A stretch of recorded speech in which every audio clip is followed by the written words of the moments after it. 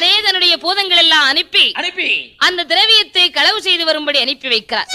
அதன் மாதிரி அந்த பூதங்களும் அந்த திரவியத்தை எல்லாம் திருடிக்கொண்டு ஏனோல பாடிக்கொண்டே வருகிறது. அல்லாத பூதங்கள் எல்லாம் திரவியத்தை களவு செய்து கொண்டு வருகின்றது.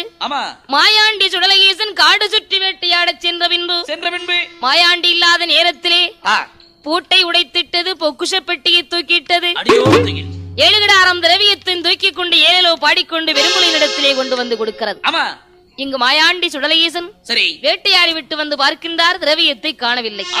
பூட்டை உடைத்திருக்கு, பொக்குஷத்தை காணவில்லை.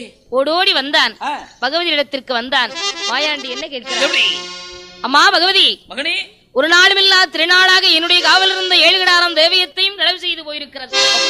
பூட்டை உடைத்து பொக்குஷத்தை தூக்கி இருக்கிறது. என்னுடைய காவல் இருக்கக்கூடிய திரவியத்தை களவெடுக்க வேண்டுமானால் அவ்வளவு தைரியம் யாருக்கு வரும்? அப்படிப்பட்ட ஆள் யார் என்பது உனக்குத்தான் தெரியும். எனக்கு இப்பவே வாழ்த்தி வரம் கொடுத்து